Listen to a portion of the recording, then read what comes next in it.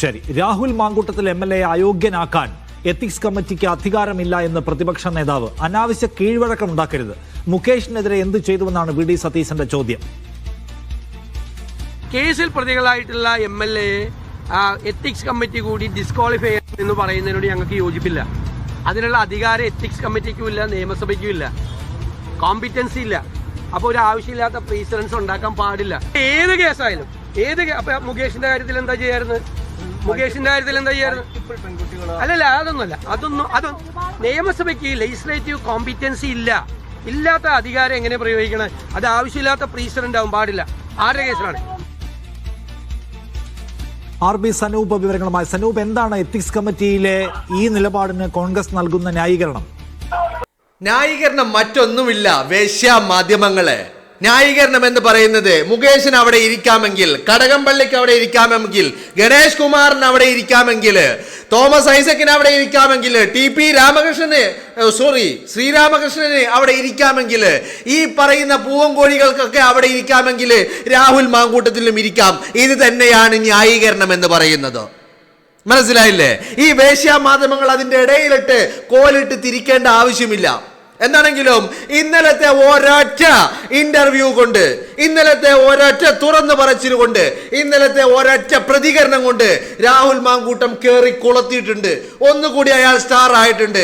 ചിലരുടെയൊക്കെ കണ്ണ് തുറപ്പിക്കാനും അയാൾക്ക് സാധിച്ചിട്ടുണ്ട്. എന്തൊക്കെയാണെങ്കിലും രാഹുലിനെതിരെ നടപടിയെടുത്ത VD സതീശൻ തന്നെ അയാളെ MLA സ്ഥാനത്ത് നിന്ന് അയോഗ്യനാക്കരുത് എന്ന് പറഞ്ഞ് മുന്നിൽ നിൽക്കുന്നുണ്ടെങ്കിൽ ഇന്നലത്തെ ഒരൊറ്റ ഇന്റർവ്യൂ കൊണ്ടുണ്ടായ ഒരു സംഭവ വികാസമാണിതെന്ന് പറയുന്നത്.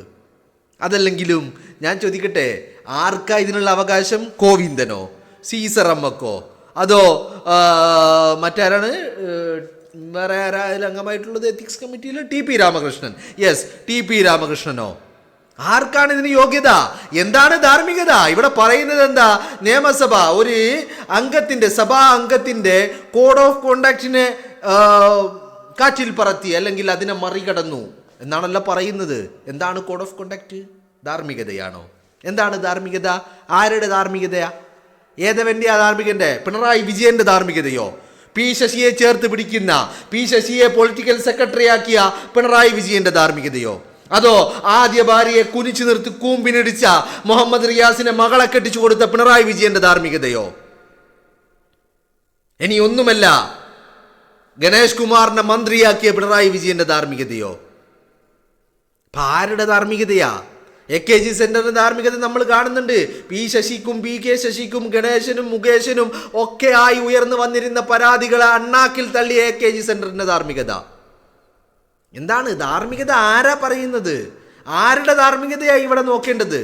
മുകേഷിന്റെ ധാർമ്മികത നോക്കണ്ടേ? ഗണേശൻ്റെത് നോക്കണ്ടേ? ശശിയുടേതും PK ശശിയുടേതും നോക്കണ്ടേ? തോമസ് ഐസക്കിന്റെയും കടകംപള്ളിയുടെയും നോക്കണ്ടേ? AK ശശീന്ദ്രന്റെ നോക്കണ്ടേ? മുഹമ്മദ് റിയാസിന്റെ നോക്കണ്ടേ? ഇവർക്കൊന്നുമില്ലാത്ത ധാർമ്മികതയാണോ രാഹുൽ മാങ്കൂട്ടത്തിന്റെ മേൽ നിങ്ങൾ അടിച്ചേൽപ്പിക്കാൻ പോകുന്നത്? നിങ്ങളൊരു കാര്യം മനസ്സിലാക്കിക്കോ, രാഹുലിനെ നിങ്ങൾക്ക് അതും നേരായ വഴിയിലൂടെയല്ല. ഇപ്പൊ രാഹുലിനെ അറസ്റ്റ് ചെയ്തു എന്ന് വീമ്പ് പറയുന്നവര് രാഹുലിനെ എങ്ങനെയാ അറസ്റ്റ് ചെയ്തിരിക്കുന്നത്? അറസ്റ്റ് പോലും അനധികൃതമാണെന്ന് കോടതി പറയുന്നില്ലേ? അപ്പോ നിയമപരമായിട്ടാണോ നിങ്ങൾ രാഹുലിനെ നേരിട്ട് കൊണ്ടിരുന്നത്? അല്ലല്ലോ. അനീതിയുടെ വഴിയിലൂടെ, അക്രമത്തിന്റെ, അധാർമികതയുടെ, ഈ രാജ്യത്തിന്റെ നിയമങ്ങളെ കാറ്റിൽ പറത്തിക്കൊണ്ടല്ലേ നിങ്ങൾ രാഹുൽ മാങ്കൂട്ടത്തിനെ അറസ്റ്റ് ചെയ്തത്. അയാളെ അയോഗ്യനാക്കാൻ എൻ്റെ വിജയ ഉണ്ടാക്കിയ തന്തക്ക് 2 തവണ കൂടി ജനിക്കേണ്ടി വരും. ഉണ്ടാക്കിയ തന്തക്ക് 2 തവണ കൂടി ജനിക്കേണ്ടി വരുമെന്നുള്ളതാണ്. എന്നാലും രാഹുൽ മാങ്കൂട്ടത്തിനെ അയോഗ്യനാക്കാൻ സാധിക്കുമോ? കേരളത്തിലെ ജനം അത് വിഡ്ഢികളാണ് എന്ന് മാത്രം. ഈ അടിമകളെ നിങ്ങൾ നക്കുന്നത് രാജാവ് രാവിലെ തൂറിയിട്ട് തീട്ടം നീട്ടിത്തരുമ്പോ അത് നക്കുന്ന അടിമകൾ കരുതരുത്. കേരളത്തിലെ പ്രബുദ്ധരായ ജനവും ഇത്തരത്തിൽ വിഡ്ഢികളാണ് എന്ന് കരുതരുത്. ചോദ്യങ്ങൾ നിരന്തരമായി ചോദിച്ചു കൊണ്ടേയിരിക്കും. എവിടെയാണ് രാഹുലിൻ്റെ പ്രശ്നം? രാഹുൽ എവിടെയാ പ്രശ്നക്കാരനാവുന്നത്? നിയമത്തിൻ്റെ മുന്നിൽ രാഹുൽ കുറ്റക്കാരനാണോ? അല്ല. നിയമത്തിൻ്റെ മുന്നിൽ കുറ്റക്കാരനല്ലെങ്കിൽ പിന്നെ എവിടെയാണ് രാഹുൽ കുറ്റക്കാരനാകുന്നത്? ധാർമ്മികതയാണോ പ്രശ്നം? ധാർമ്മികതയാണ് ഈ പ്രശ്നമെങ്കിൽ പരാതി നൽകിയവർ കുറ്റക്കാരാകും, മുകേശൻ കുറ്റക്കാരനാകും, ഗണേശൻ കുറ്റക്കാരനാകും, ശശി കുറ്റക്കാരനാവും, ഇവരെയൊക്കെ ചേർത്ത് പിടിക്കുന്ന വിജയൻ കുറ്റക്കാരനാകും, കൂട്ടിക്കൊടുപ്പുകാരനാകും, മാമാ പണിക്കാരനാകും, അല്ലേ? മുഹമ്മദ് റിയാസിന് മകളെ കെട്ടിച്ചു കൊടുത്ത വിജയൻ പിന്നെ എന്താണെന്നാ നിങ്ങൾ പറയുന്നത്? മുഹമ്മദ് റിയാസ് ആരാ? സ്ത്രീകളെ ആക്രമിച്ച, മുൻ ഭാര്യയെ കുനിച്ചു നിർത്തി കൂമ്പിനിടിച്ച, അതിക്രൂരമായ പീഡനങ്ങൾ അയച്ചുവിട്ട കേസിലെ പ്രതിയാണ്. ആര്? മുഹമ്മദ് റിയാസ്. ആ മുഹമ്മദ് റിയാസ് കുറ്റക്കാരനാണ്. ആ മുഹമ്മദ് റിയാസിന് മകളെ കെട്ടിച്ചു കൊടുത്ത പിണറായി വിജയൻ കുറ്റക്കാരനാണ്. ശശിയെ മുഖ്യമന്ത്രിയുടെ ഓഫീസിന്റെ ചുമതലയുള്ള ശശിയെ പൊളിറ്റിക്കൽ സെക്രട്ടറി ആക്കിയ പിണറായി വിജയൻ കുറ്റക്കാരനാണ്. ഇവിടെ എന്താണെങ്കിലും ഒരു മഹാ അത്ഭുതം സംഭവിക്കാൻ പോകുന്നു. ആ അത്ഭുതം എന്ന് പറയുന്നത് പ്രേക്ഷകരെ, നിങ്ങളും ഞാനും എല്ലാം ആഗ്രഹിച്ചു കൊണ്ടിരിക്കുന്ന ഒരു കാര്യം നടക്കാൻ പോകുന്നു.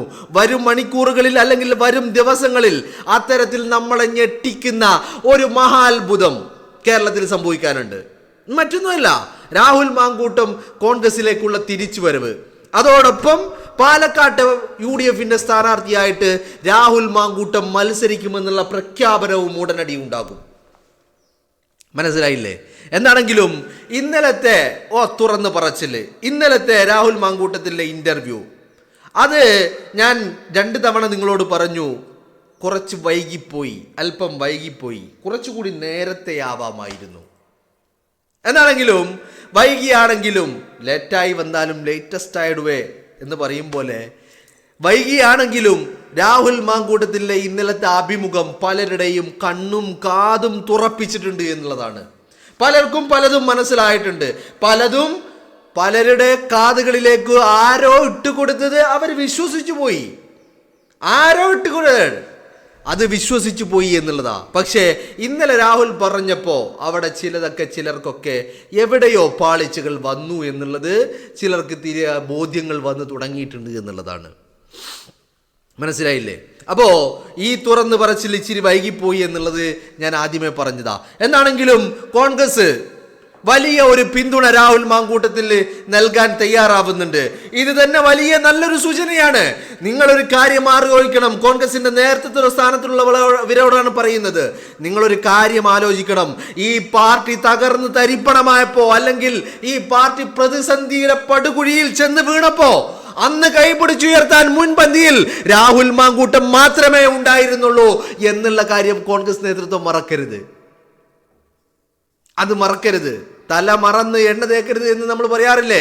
അതേ രീതിയിൽ നിങ്ങളിത് മറക്കരുത്. കാരണം പാർട്ടി ഇങ്ങനെ ക്ഷീണിച്ച് അവശതയിൽ എഴുന്നേറ്റ് നിൽക്കാൻ ത്രാണിയില്ലാതെ പടുകുഴിയിൽ വീണ് അകപ്പെട്ട് കിടന്നപ്പോ, അന്ന് പാർട്ടിയെ നെഞ്ചോട് ചേർത്ത് വെച്ച് നെഞ്ചും വിരിച്ചു നിന്ന് കേരളത്തിലെ വേശ്യാ മാധ്യമങ്ങൾക്ക് മുന്നിൽ പോയി ഈ പാർട്ടിക്ക് വേണ്ടി ന്യായം പറഞ്ഞവനാ രാഹുൽ മാങ്കൂട്ടത്തില്.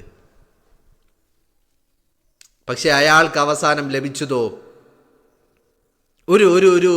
ഒരു വാക്ക് പോലും അയാളോട് ചോദിക്കാതെ അയാളെ എടുത്ത് പടിയടച്ച് പിണ്ടം വെച്ചു. പക്ഷേ എന്തിനോ സംഭവിച്ചതും നല്ലത്, സംഭവിക്കാനിരിക്കുന്നതും നല്ലതിന് എന്നൊക്കെ പറഞ്ഞതുപോലെ എന്തോ എവിടെയോ ഒക്കെ നല്ലതിനെന്ന് കരുതിക്കൊണ്ട് വീണ്ടും ആ ഒരു പഴയ പ്രതാപത്തിലേക്ക് രാഹുൽ മാങ്കൂട്ടത്തിനെ തിരിച്ചു കൊണ്ടുവരാൻ പാർട്ടി തയ്യാറാവണമെന്നുള്ളതാണ് എനിക്ക് പറയാനുള്ളത്.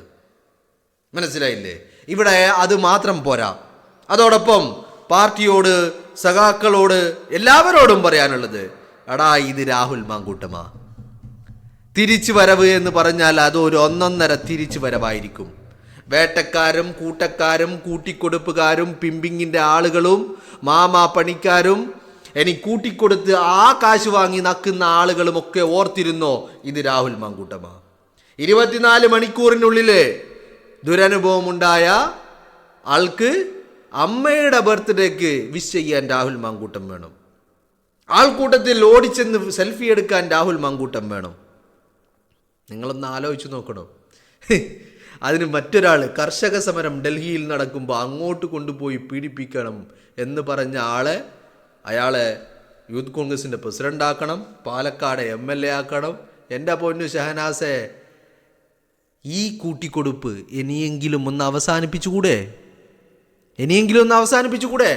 കോൺഗ്രസിന് ഇന്നലെ ഇപ്പോൾ ഇവിടെ എന്തുണ്ടായി എന്ന് ചോദിച്ചു കഴിഞ്ഞാൽ എന്തുകൊണ്ട് പലരും മയപ്പെടുത്തുന്നു, പലരും രാഹുൽ മാങ്കൂട്ടത്തിനെ പിന്തുണക്കാൻ തയ്യാറാകുന്നു എന്ന് ചോദിച്ചാൽ ഇന്നലത്തെ ഒരൊറ്റ ഇന്റർവ്യൂ, ആ ഇന്റർവ്യൂ കൊണ്ട് രാഹുൽ മാങ്കൂട്ടത്തിൻ്റെ ഈ പറയുന്ന ആളുകൾക്ക് കാര്യങ്ങൾ ബോധ്യമായി തുടങ്ങിയിരിക്കുന്നു എന്നുള്ളതാണ്. അല്ലേ? അതല്ലേ നമ്മളിപ്പോൾ കണ്ടുകൊണ്ടിരിക്കുന്നത്. വി ഡി സതീശനൊക്കെ മുറിച്ചിട്ടാൽ മുറി കൂടാത്ത രീതിയിൽ അത്ര കാർക്കശ്യ നിലപാടുമായി നടന്ന വി ഡി സതീശൻ ഇന്ന് ഇങ്ങനെ ഒരു നിലപാട് പറയുന്നുണ്ടെങ്കിൽ രാഹുലിനെ അത്രമാത്രം വേദനിപ്പിച്ചതും അതാ. രാഹുലിനെ ഒന്നടങ്കം വേദനിപ്പിച്ചതും അതാ. ഇപ്പോ കെ സുധാകരനോ സണ്ണി ജോസഫോ രമേശ് ചെന്നിത്തലയോ ഇനി മറ്റുള്ള ആരെങ്കിലും ആര് ചോദിച്ചില്ലെങ്കിലും കെ സി വേണുഗോപാലടക്കം ആര് ചോദിച്ചില്ലെങ്കിലും രാഹുലിന് അത്ര വേദനിക്കില്ല. പക്ഷേ വി ഡി സതീശൻ ഒരു വാക്ക് രാഹുലിനോട് ചോദിച്ചിട്ടില്ല. അത് അയാൾ അത്രമാത്രം വേട്ടയാടിയിട്ടുണ്ട്. എന്താണെങ്കിലും കാര്യങ്ങൾ ശുഭമാകുന്നു. കോൺഗ്രസിന്റെ വലിയ പിന്തുണ രാഹുൽ മാങ്കൂട്ടത്തിന് വരുന്നു. ഇത് തന്നെയാണ് നമ്മൾ ആഗ്രഹിച്ചതും, ഇതിനു വേണ്ടിയാണ് നമ്മൾ പ്രാർത്ഥിച്ചു കൊണ്ടിരുന്നതും.